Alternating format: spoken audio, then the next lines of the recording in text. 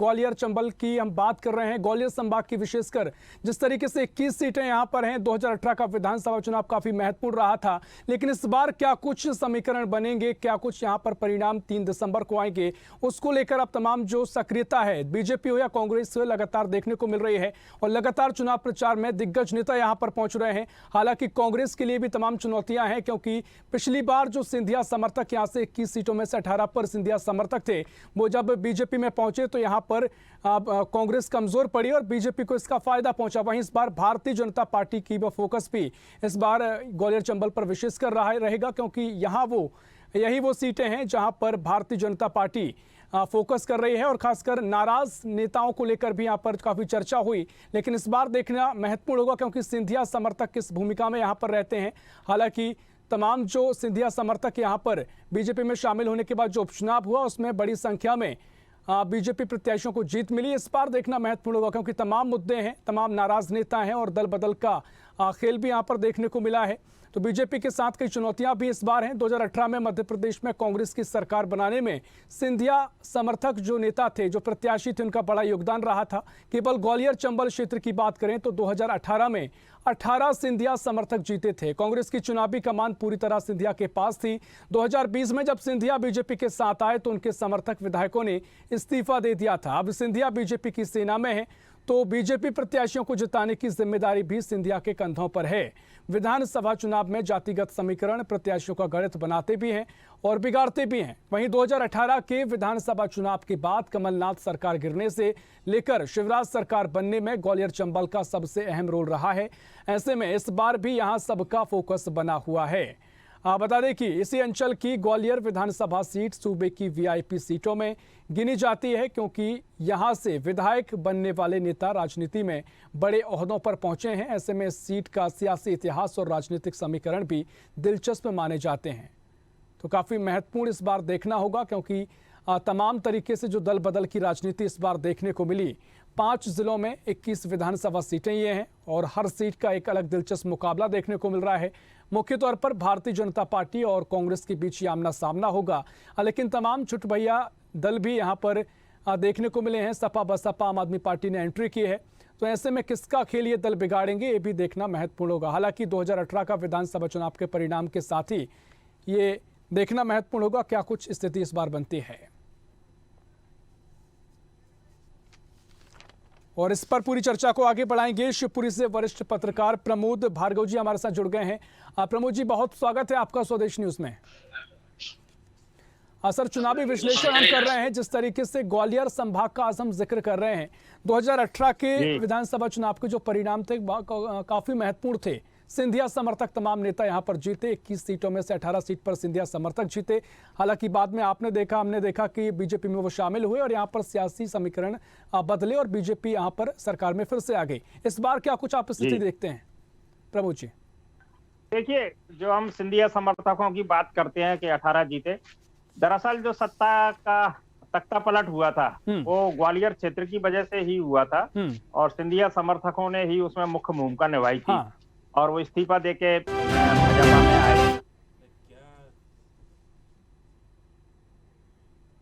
की थी और उन्हीं को फिर भाजपा ने टिकट दिए उपचुनाव जो हुआ उसमें, और वो जीत के आए। वो जीत के उनमें से बड़ी संख्या में इसलिए आए कि पूरी जो सरकार थी, सिंधिया समेत जो सरकार थी भारतीय जनता पार्टी की, उसने पूरी ताकत उसमें झोंक दी।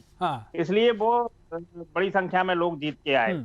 22 से लेके 18 लोग, कुल 28 प्रत्याशी मैदान में थे उस समय, जीत के आए। लेकिन अब स्थितियां बदली हुई हैं, क्योंकि भाजपा क्योंकि लगातार 18-19 साल से सत्ता में और सत्ता विरोधी रुझान या प्रभाव जनता में है, जनमत में है, और कांग्रेस थोड़ी उभार में आई है इतने लंबे समय से सत्ता से बाहर रहने के बाद। सिंधिया का जो प्रभाव है वो एक तरह से केंद्र सरकार की कृपा के आधार पर है कि जो उन्होंने मध्य प्रदेश में सत्ता जो बनवाई भाजपा की, तो उसका उनको एक तरह से प्रतिफल के रूप में राज्यसभा सदस्य बनाया गया और केंद्रीय मंत्री बनाया गया। अब स्थितियां बिल्कुल बदली हुई हैं। पहली बात तो कि जो सिंधिया के कुछ लोग तो पहले ही चुनाव में हार गए थे, बाद में जो अभी 23 में जो टिकट दिए गए हैं उनमें से तमाम लोगों के टिकट काट दिए गए हैं और ले दे के उनके पास जो ग्वालियर अंचल में अभी 13 या 14 टिकट हैं और उनमें से भी कई लोगों की जो भाजपा और संघ ने जो आंतरिक सर्वे कराए थे उनमें रिपोर्ट उनकी अच्छी नहीं थी, बावजूद टिकट दिए गए। जैसे शिवपुरी में पौरी विधानसभा में सुरेश राणखेड़ा को टिकट दिया गया, कोलारस में महेंद्र यादव को टिकट दिया गया, क्योंकि टिकट सर्वे में उनकी रिपोर्ट अनुकूल नहीं थी। दरअसल सिंधिया जी के पास जो सबसे बड़ी दिक्कत है वो है कि वो अपनी सेकंड लाइन खड़ी नहीं कर पाए कि विकल्प के रूप में यदि सुरेश राणखेड़ा नहीं तो कौन। यही कोलारस में हुआ कि महेंद्र यादव के अलावा कौन। तो इसका नुकसान सिंधिया जी को आगे उठाना पड़ेगा। और ग्वालियर जो क्षेत्र है, शायद भाजपा को सबसे ज्यादा नुकसान यहाँ उठाना पड़ेगा और कांग्रेस की 34 में से अधिकतम सीटें इस क्षेत्र में आएंगी, क्योंकि सब जगह विरोध दिख रहा है। और यदि जो भाजपा की जो सीटें भी आएंगी तो उसका जो मेरा मानना है व्यक्तिगत कि उसमें सिंधिया जी का कोई बहुत बड़ा योगदान नहीं रहेगा, क्योंकि उनके ज्यादातर लोगों के विरुद्ध एंटी इनकम्बेंसी है। वो जो शिवराज सिंह चौहान जी की जो योजना है और खासतौर से जो लाडली लक्ष्मी योजना है उसका एक व्यापक प्रभाव पूरे मध्य प्रदेश में पड़ा है। और मध्य प्रदेश की एक एक विधानसभा में 45,000 से लेके 65,000 तक इस तरह के मतदाता, महिला मतदाता हैं, और उनका सीधा सीधा जो झुकाव है वो भाजपा की तरफ है, शिवराज जी की तरफ है। तो वो एक जीत का कारण भाजपा के लिए महिलाएं बनेंगी। और उसी से यदि भाजपा, क्योंकि मेरा जो मानना है, भले ही जो अनुमान आ रहे हैं, ओपिनियन पोल जो आ रहे हैं उनमें भाजपा को पिछड़ा हुआ दिखा रहे हैं, लेकिन मेरा व्यक्तिगत रूप से मानना है कि भाजपा पिछले 1 महीने में उसने बहुत कवर किया है, आगे बढ़ी है और बढ़त में है वो इस समय। तो उसकी जीत का कारण जो सिंधिया वगैरह नहीं रहेंगे, शिवराज सिंह चौहान खुद रहेंगे और उनकी जो लाडली बहनाएं हैं वो रहेंगी। अभी हमने एक सभा में देखा कि एक महिला ने उनको रोक के अंगूठी भेंट की शिवराज जी को, बाद में शिवराज जी ने उनको मंच पे भी बुलाया और गले लगाया। तो इस तरह की जो गरीब महिलाएं हैं, बेचारी लाचार महिलाएं हैं, जो वंचित समाज के बड़ा वर्ग है महिलाओं का, वो उनसे बहुत प्रभावित हुआ है और वो बिल्कुल लालायित है शिवराज जी को वोट देने के लिए, कमल फूल पर बटन दबाने के लिए। तो ऐसी जो है, इससे भाजपा का ग्राफ ठीक है प्रमोद जी, मैं आपको बस 1 मिनट रोकना चाहूंगा। इस चर्चा को हम और भी आगे बढ़ाएंगे। हमारे साथ ग्वालियर से वरिष्ठ पत्रकार वरुण शर्मा जी जुड़ गए हैं, बहुत स्वागत है आपका। साथ ही अशोकनगर से सुनील कुमार तनेजा जुड़ गए हैं, बहुत स्वागत है आपका सर। और साथ ही मुंगावली से राजीव राय जी जुड़े हैं, आपका भी बहुत स्वागत है। प्रमोद जी, आप तमाम चीज़ों को लेकर जिक्र कर रहे थे, लेकिन जिस तरीके से शिवपुरी की 5 में से 3 सीटें जो कांग्रेस पिछली बार जीती थी, अब इस बार क्या मुद्दे, कौन कौन से वो मुद्दे होंगे जो महत्वपूर्ण नजर आ रहे हैं? क्योंकि दल बदल की सियासत हमने देखी, क्या कुछ अब समीकरण बनते दिखाई दे रहे हैं? क्या कुछ मुद्दे हावी हैं, या फिर नेता विशेष को लेकर यहाँ पर वोट करने के जनता मूड बना रही है, या किस तरीके की आगे की स्थिति अब दिखाई देती है?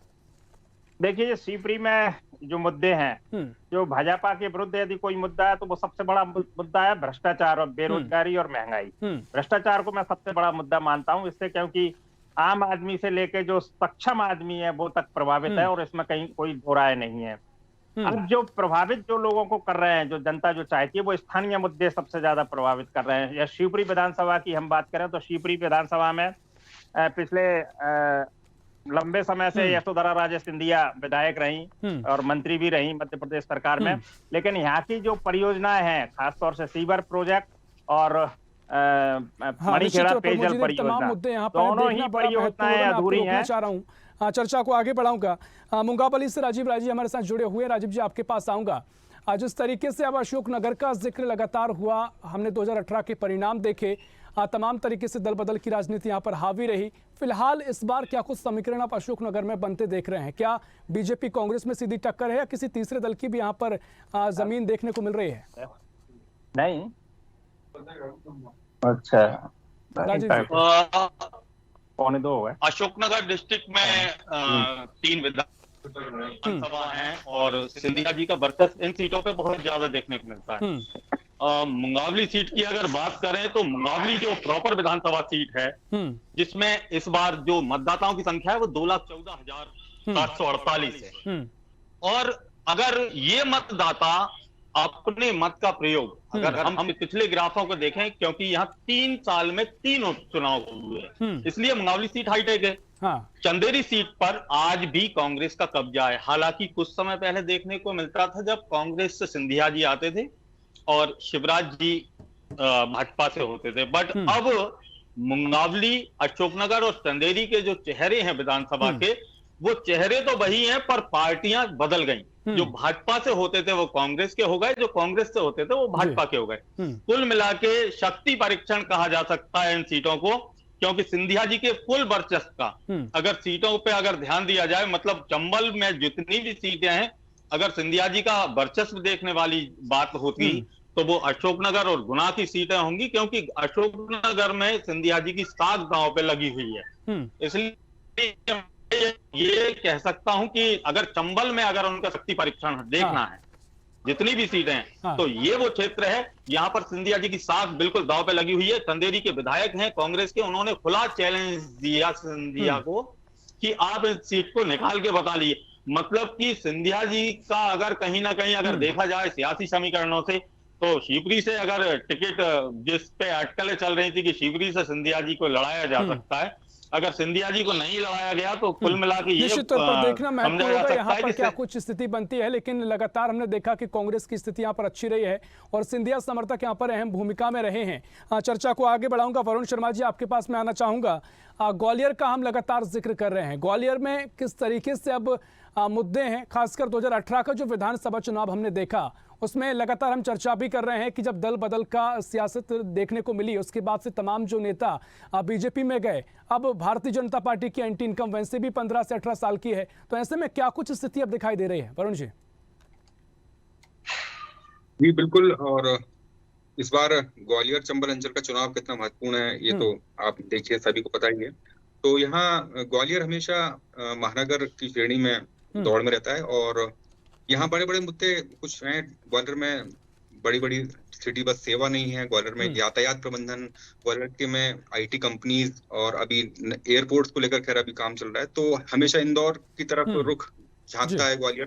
ग्वालियर अपने विकास को लेकर काफी यहाँ बड़ा मुद्दा ये है, सबसे बड़ा, क्योंकि ग्वालियर एक बड़ा शहर है, ग्वालियर चंबल पूरे संभाग में। दूसरा ये बड़ा ही प्रतिष्ठापूर्ण इस बार चुनाव है, जैसा कि क्योंकि यहाँ ग्वालियर के लिए सिंधिया जी और चंबल में केंद्रीय मंत्री तोमर साहब वहाँ कमान संभाले हुए हैं और इन दोनों ही नेताओं की प्रतिष्ठा दांव पर लगी हुई है। और इस बार भाजपा देखें प्रोएक्टिव मोड में यहाँ काम कर रही है, क्योंकि प्रदेश की सत्ता की चाबी ग्वालियर चंबल से होकर ही निकलती है। इसलिए कांटे की टक्कर की स्थिति इस बार है। और बिल्कुल देखिए वरुण जी, कांटे की टक्कर है, लेकिन जिस तरीके से हम देख रहे हैं कि केंद्रीय नेता भारतीय जनता पार्टी के तमाम कहीं केंद्रीय मंत्री भी शामिल हैं, खासकर अमित शाह भी अभी फिलहाल देखने का उनका ग्वालियर का दौरा देखने को मिला और काफी रणनीति यहाँ पर बनी। क्या इम्पैक्ट ये डालेगा केंद्रीय नेताओं का लगातार दौरा करना, लगातार मध्य प्रदेश की कमान वो संभाल रहे हैं, और साथ ही जो तमाम नेता यहाँ से आप जिक्र कर रहे हैं, नरेंद्र सिंह तोमर हो, तमाम जो नेता हैं उनका एक अलग वर्चस्व है। तो ये लड़ाई क्या दल बदल से जो नेता कांग्रेस से बीजेपी में गए हैं उससे आगे अभी भी जो नेता विशेष की एक वोटर्स के मन में ध्यान में कहीं ना कहीं छवि है वो काम आएगी, या फिर किस तरह की छवि आगे देखने को मिलेगी? बिल्कुल, और आपने देखा कि 2018 में जनादेश मिला था कांग्रेस को, और जनता अंडर करंट की बात भी ग्वालियर चंबल संभाग में होती है कांग्रेस को लेकर। लेकिन अभी पिछले 2 महीने पहले जिस तरह से भाजपा ने यहाँ कमान संभाली है, अमित शाह और बड़े बड़े नेता भूपेंद्र यादव, नरेंद्र सिंह तोमर, ये लोग लगातार होमवर्क करने में लगे हुए हैं। अमित शाह भी अभी हाल ही में कह गए थे कि भाई कोई जरूरत नहीं है, जो रूठे हैं उनको मत मनाओ, आप तो अपने काम में लगे रहो। तो निश्चित ही बात है कि मतलब एक एक्सप्रेस मोड में भाजपा यहाँ काम कर रही है ग्वालियर चंबल संभाग में, और निश्चित ही इसके परिणाम उनको मिल सकते हैं। लेकिन कांग्रेस का जो अंडर करंट का फैक्टर, एंटी इनकम्बेंसी और जो जनता का जनादेश का जो पिछली बार उल्लंघन हुआ, वो फैक्टर भी बराबर काम करेगा। निश्चित तौर पर एंटी इनकम्बेंसी काफी महत्वपूर्ण मुद्दा वाकई में रहा है। देखना महत्वपूर्ण होगा किस तरह से जनता का मूड यहाँ पर आगे दिखाई देगा। चर्चा को आगे बढ़ाऊंगा। मैं सुनील जी आपके पास आना चाहूंगा। जिस तरीके से लगातार हम जिक्र कर रहे हैं, खासकर ग्वालियर चंबल अपने आप में एक महत्वपूर्ण पूरा अंचल है और लगातार यहाँ की सियासत ऐसी रही है कि जो भी सत्ता में आता है उसको सत्ता में आने के लिए यहाँ से गुजरना कहा जाता है कि यहीं से रास्ता गुजरता है। लेकिन फिलहाल जो तमाम मुद्दे हैं, केंद्रीय नेताओं का लगातार जमावड़ा मध्य प्रदेश में है, बीजेपी अपनी एक अलग तरह की राजनीति इस बार कर रही है। तमाम जो लिस्ट हमने देखी उसमें भी ऐसे चेहरों को जगह दी गई जो आश्चर्यजनक थे। फिलहाल किस तरीके से अशोकनगर की अगर हम बात करें तो यहाँ पर स्थिति दिखाई देती है? जी, अपन अगर ग्वालियर संभाग की बात करें तो 21 सीटें हैं और 2018 में सिंधिया किंग मेकर रहे थे। इसी के अपोजिट अगर 1.5 साल बाद का घटनाक्रम देखते हैं तो सिंधिया ने ही वो सरकार गिरा दी थी। इस हिसाब से अगर देखा जाए तो सिंधिया का ऑरा अब यहाँ खत्म हो चुका है। और दूसरी बात बीजेपी को भीतर घात से भी लेकिन बचना। एक जो एंटी इनकम्बेंसी का दौर हम देख रहे हैं सुनील जी, वो कितना हावी यहाँ पर इस बार दिखाई दे रहा है? ये आप ये मानिए कि इस बार बीजेपी को जीतने के लिए बहुत पसीना बहाना पड़ेगा, क्योंकि टाइम था जीतने का के साथ सिंधिया जी का एक और था। अब सिंधिया जी को या इधर का अगर देखा जाए, अभी जैसे कि शाह आए थे, 75 सीटों में एमपी में बगावत के सुर दिखे हैं। हाँ। जिसमें ग्वालियर संभाग की लगभग 12 से 15 सीटें हैं। तो आप ऐसी क्या बात हो रही है? कुछ ना कुछ तो इस बार चुनाव कांग्रेस नहीं लड़ रही, इस बार चुनाव बीजेपी लड़ रही है। निश्चित तौर पर। लेकिन जिस तरीके से अमित शाह का एक हमने दौरा देखा, उन्होंने जो तमाम रणनीतियों पर जिक्र किया और खासकर जो नाराज नेता हैं उनका एक अलग फैक्टर यहाँ देखने को मिल रहा है। और खासकर जो उन्होंने बातें कही कि अगर जो नाराज हैं उनको मनाने में ज्यादा ध्यान एकदम फोकस ना करें, जब मान रहे हैं तो ठीक है, और जो ना मानते हैं उनको छोड़कर को पार्टी आगे बढ़े और तमाम जो अपने रणनीति है उस पर काम करे। तो ऐसे में कांग्रेस के साथ साथ अब जो बातें कही गई हैं, खासकर जो रणनीति बनी है उसमें सपा बसपा की एंट्री है, छोटे दलों की एंट्री है, उसको लेकर अब क्या कुछ स्थिति दिखाई दे रही है? क्या कुछ असर ये छोटे दल हैं वो यहाँ पर पैदा करेंगे, या फिर बीजेपी कांग्रेस के बीच आमना सामना देखने को मिलेगा?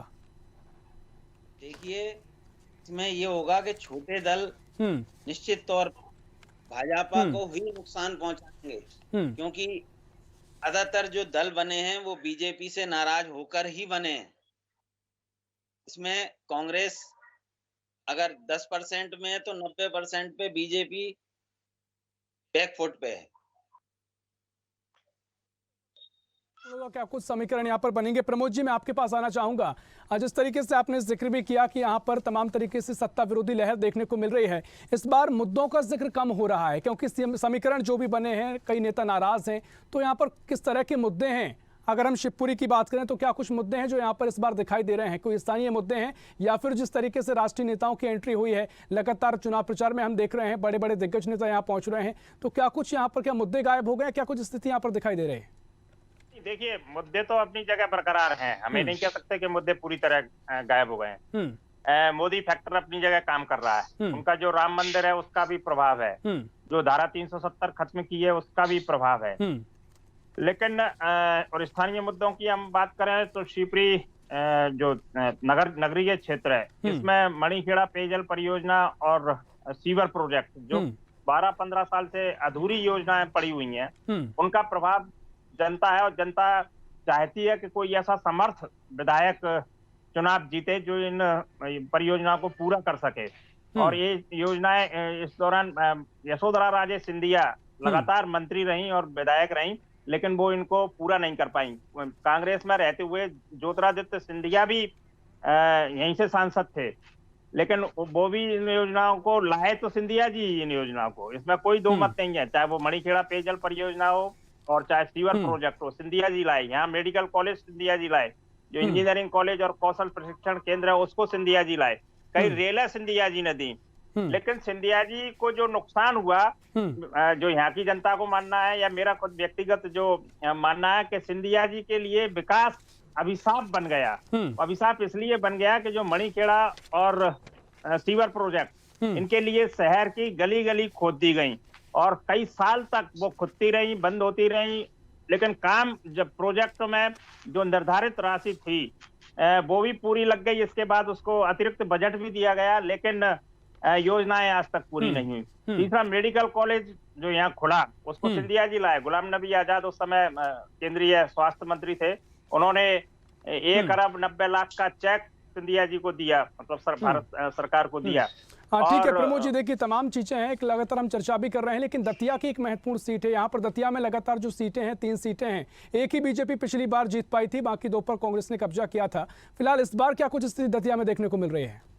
देखिए, दतिया में इस बार थोड़ी अभी वर्तमान में विपरीत स्थिति लगी है। जो नरोत्तम मिश्रा जी जो गृह मंत्री भी हैं, और उनके विरुद्ध जो बाद में भारती जी आए प्रत्याशी बनके, तो भारती जी पहले विधायक रह चुके हैं और उनके पिता भी इस क्षेत्र से विधायक रहे हैं और उनको साहित्यिक गतिविधियों में भी सक्रिय रहे हैं, तो उनका एक अपना सामान्य प्रभाव रहा है। क्योंकि नरोत्तम मिश्रा लगातार 2 बार से वहाँ विधायक हैं, तो उनके विरुद्ध थोड़ा माहौल है, इसको नहीं नकारा जा सकता।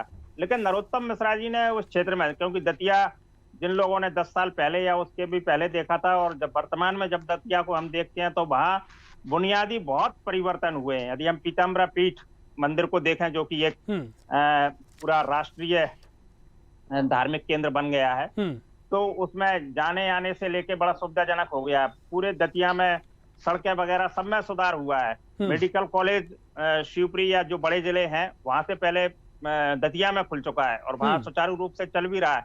तो पेयजल परियोजना को वो लाके और वो शुरू करा चुके हैं नरोत्तम मिश्रा जी। निश्चित तौर पर एक छवि जरूर है, क्योंकि सरकार में रहे तो काम भी काफी हुए हैं, लेकिन जो पिछला मुकाबला था काफी करीब मुकाबला रहा था प्रमोद जी। जी, इस बार भी बिल्कुल करीबी, बिल्कुल मतलब कांटे की टक्कर रहेगी। लेकिन जो काम किए हैं नरोत्तम मिश्रा जी ने, अंततः ऐसा लगता है कि वो अंत में जाके जो पिछली बार जो स्थिति बनी थी 1200 वोट से वो जीते थे, हो सकता है कि इस बार भी वहीं पहुंच जाएं और 1000 से लेकर 2000 के बीच में उनकी जीत बन जाए, क्योंकि उनके संपर्क बड़े हैं और वहां ब्राह्मण मतदाता भी थोड़ी बड़ी संख्या में है। तो नरोत्तम मिश्रा जी बढ़त ले जाएंगे, लेकिन वो अंत में ही ले जाएंगे, वहां बड़ी कांटे की टक्कर पर देखना बड़ा महत्वपूर्ण होगा। फिलहाल समय की हमारे पास कमी है, चर्चा को आगे और बढ़ाते, लेकिन समय हमारे पास इतना ही है। सभी मेहमानों का मैं शुक्रिया करना चाहूंगा इस चर्चा में शामिल होने के लिए। प्रमोद जी, आपका बहुत शुक्रिया, और तमाम सभी आप वरिष्ठ पत्रकार हमारे साथ जुड़े हुए थे, अपने अपने अनुभव भी साझा किए और जो आपके अनुमान है वो भी आपने साझा किए। लेकिन देखना महत्वपूर्ण होगा कि इस बार के विधानसभा चुनाव में, क्योंकि दल बदल की राजनीति हावी हुई है और तमाम जो ऐसे नेता हैं जो अपने ही दल से नाराज हैं और पार्टी के खिलाफ भी सामने खड़े हो गए हैं, लेकिन इस बार देखना यह महत्वपूर्ण होगा कि बीजेपी, कांग्रेस के अलावा जो अन्य दलों की एंट्री मध्य प्रदेश की सियासत में हुई है वो किस तरह की भूमिका में रहेंगे। क्या बीजेपी को वो नुकसान पहुंचाएंगे या कांग्रेस को, क्योंकि अमित शाह पहले ही साफ कर चुके हैं कि बसपा और सपा पर मदद उनकी करें और उनको कहीं ना कहीं अपने समर्थन में लें, जिससे कि कांग्रेस को नुकसान पहुंचे। हालांकि नाराज नेताओं को लेकर भी दोनों ही दलों की अपनी रणनीति है। देखना बड़ा महत्वपूर्ण होगा कि इस बार किसको सत्ता मिलती है और उसके पहले जो समीकरण बन रहे हैं वो किस तरीके से आगे देखने को मिलते हैं। फिलहाल इस खास पेशकश में इतना ही। देश प्रदेश की और भी खबरों के लिए देखते रहिए स्वदेश न्यूज, सबसे पहले देश।